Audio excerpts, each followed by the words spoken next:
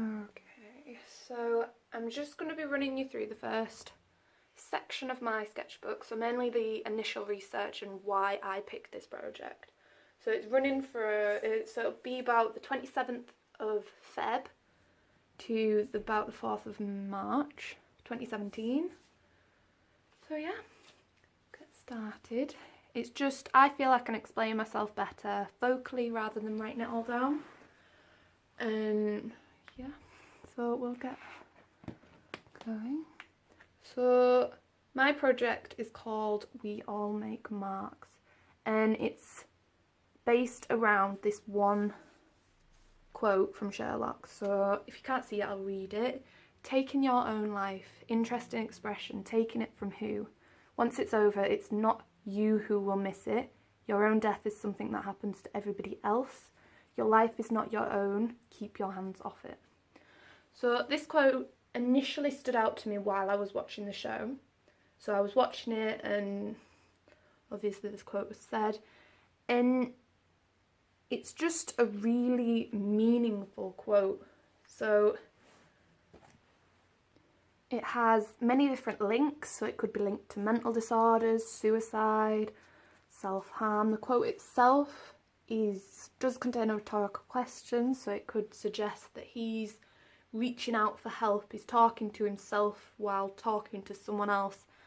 I just found that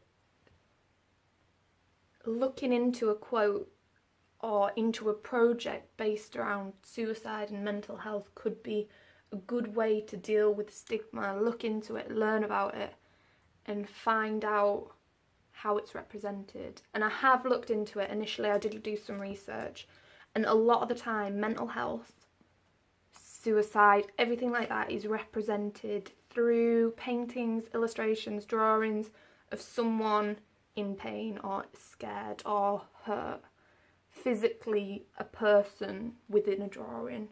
And I feel like although this could be something someone could relate to, I feel it's not helping the stigma, as it just perceives everyone with a mental illness as physically sad and dark and gloomy, and it's not looking at why that is. It's just looking at this is what it is, without the emotions behind it and stuff.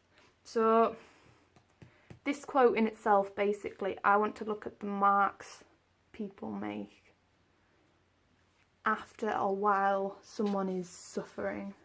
So making your marks, kind of like emotion, how each emotion could portray each mark, or what marks would be made with different emotions type thing.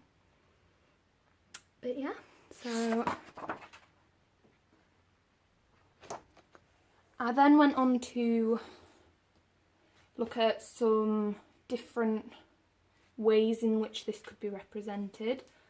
Like obviously the marks could be carbon footprint, global warming, how you're affecting the planet. I want to focus in more on the mental health and suicide and art expressionism. So looking at like the likes of Jackson Pollock, William de Kooning, those types of people, as they use expressionism to get their opinion across. Their emotions can be seen within the paintings, even though it's not looking at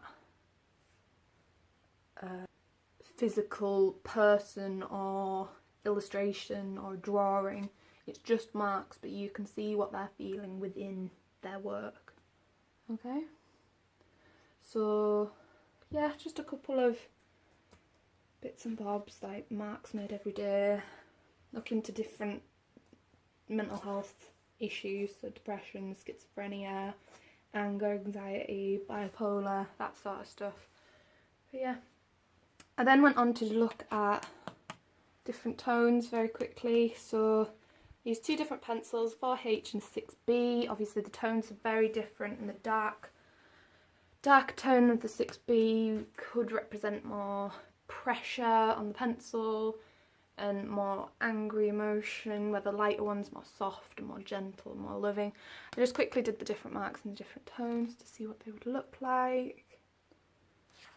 and then started researching into mark making specifically. So I just researched into it quickly. I found this little paragraph. One was what is mark making and how are marks used. So there was a nice little quote just down here. Marks can be descriptive, expressive, conceptual and symbolic. They may be bold and clearly state their intentions, or they may be so subtle that the concept is only perceived by the viewer's subconscious.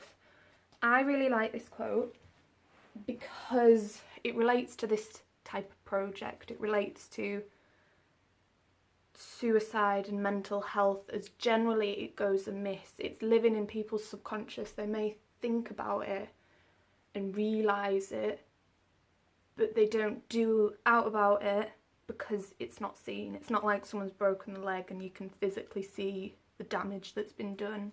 It's hiding in the back of people's subconscious, which can't be seen, and it's just hidden without, and it just, yeah,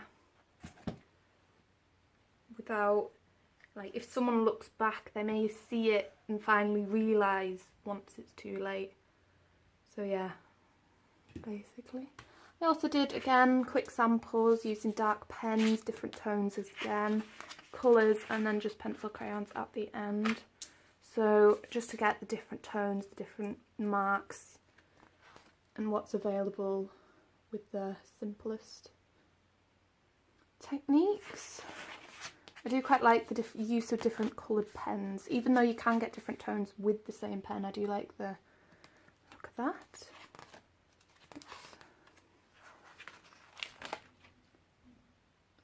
So the first artist I looked at is Jackson Pollock, very famous for Expressionism.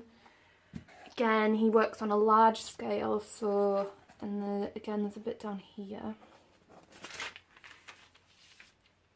It says, flinging, dripping, pouring and splattering, he would move energetically around the canvas almost like a dance.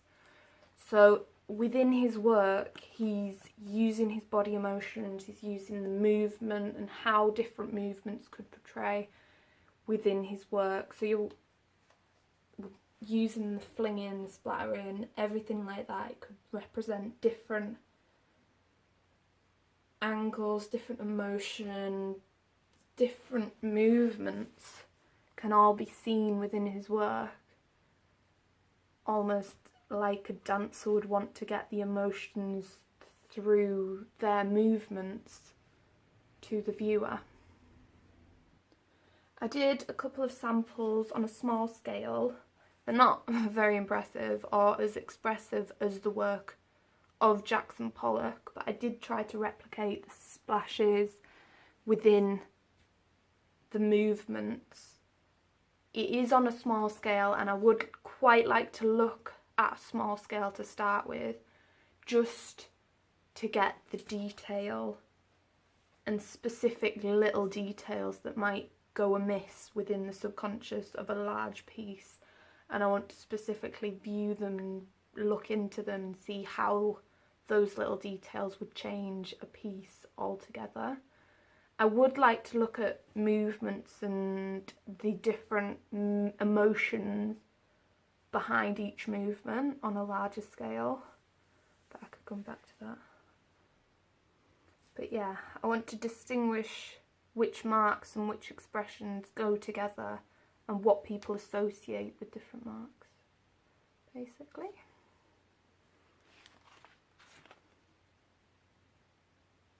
I then looked at William de Kooning and Clifford Stills.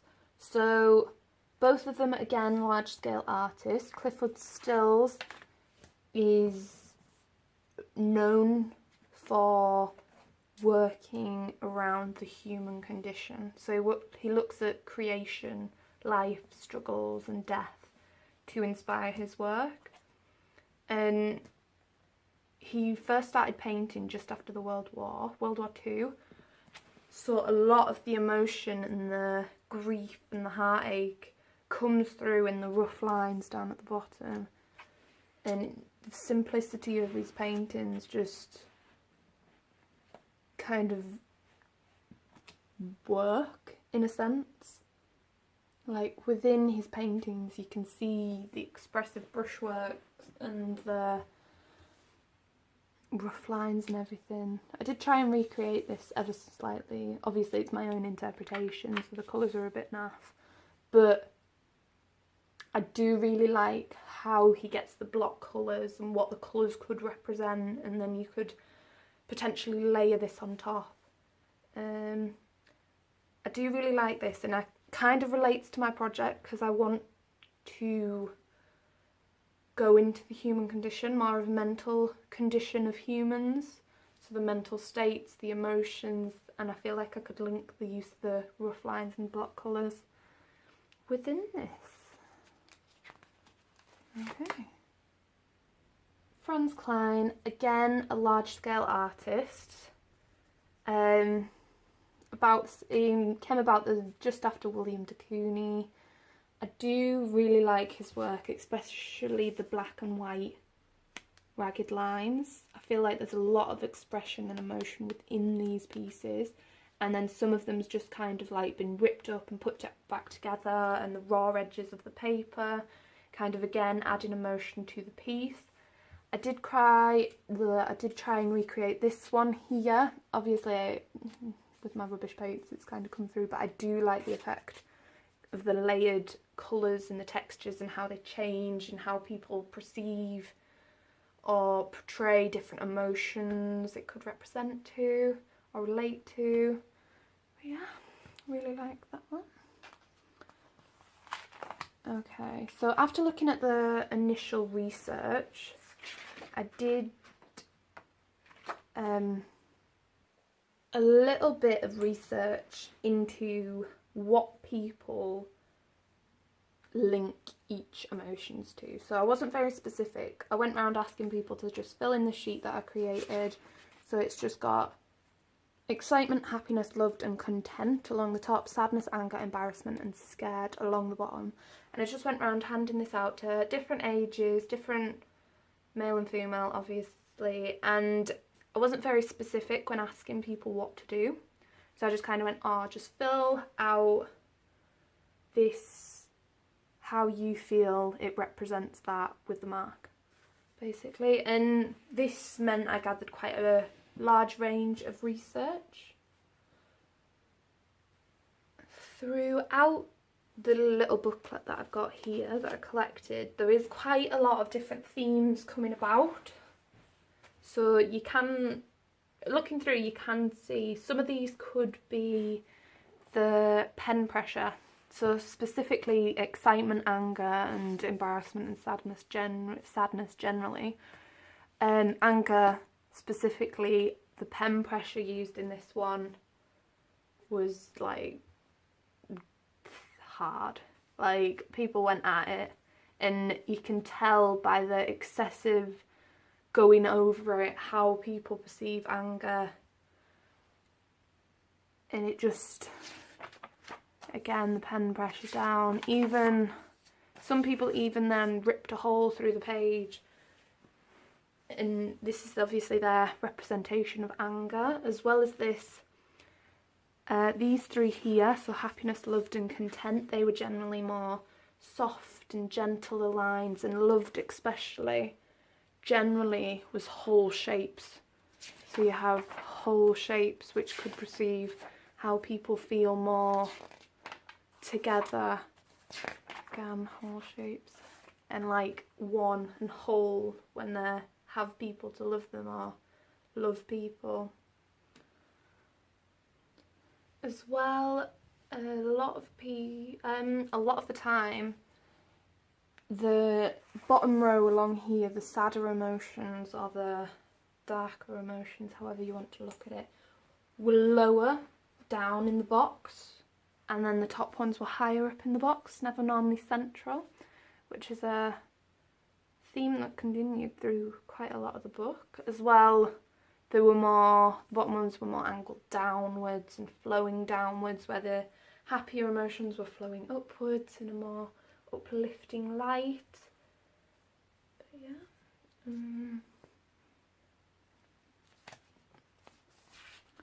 As well as this, I did notice quite a lot of people use kind of shapes or flowers or what's the word? Illustrations to represent how they feel. So the stars for excitement, flowers for happiness and loved, generally love, hearts, the happiness and sadness, embarrassment, use up and down, smiley face, that's seen quite a lot. Yeah. From this I kind of want to use the interpretations within another medium to see if the lines and the movements flow using paint or acrylic the same way they do as a pen, and see if the kind of effect is still the same when it's not on paper. Okay. Again, just looking, these were some of my favourite that I cut out. So loved here, again it's a filled shape, kind of bursting out, happiness upward direction, smiley faces, scared kind of looks like fingers on a windowsill, embarrassment, I quite like that one, and then the ripped edges here. But yeah.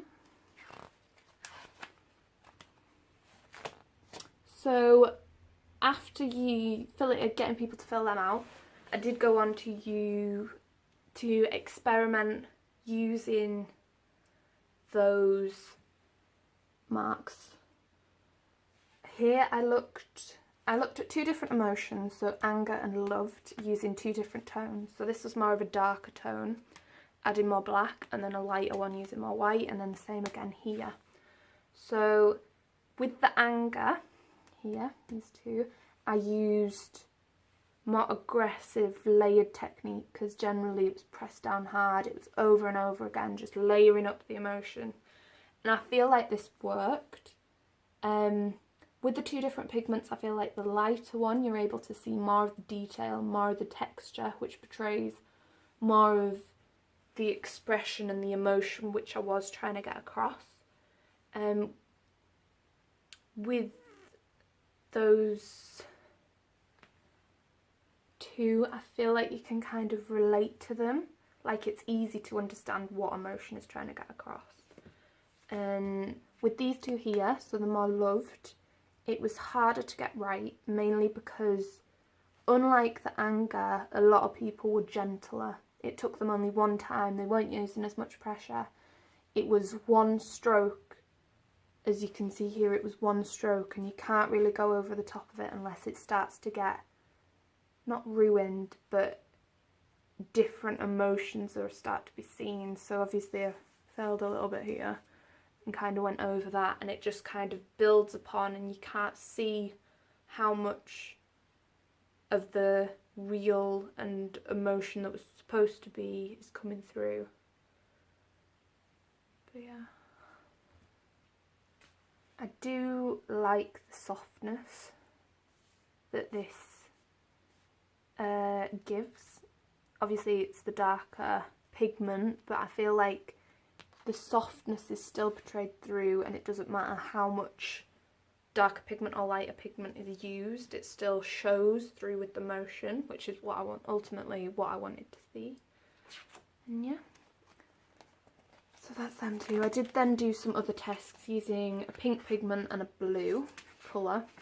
So these ones, instead of using a palette knife, which I did for the previous ones, I used a paintbrush, and I feel like here I represented the anger again, and I feel like the paintbrush didn't do as good a job as the palette knife, mainly because you can't get the harsh lines like you could with the palette knife. You can't dig into the paint, it's just looks softer in comparison, and textures aren't as sharp and they aren't as jagged, which you would want to see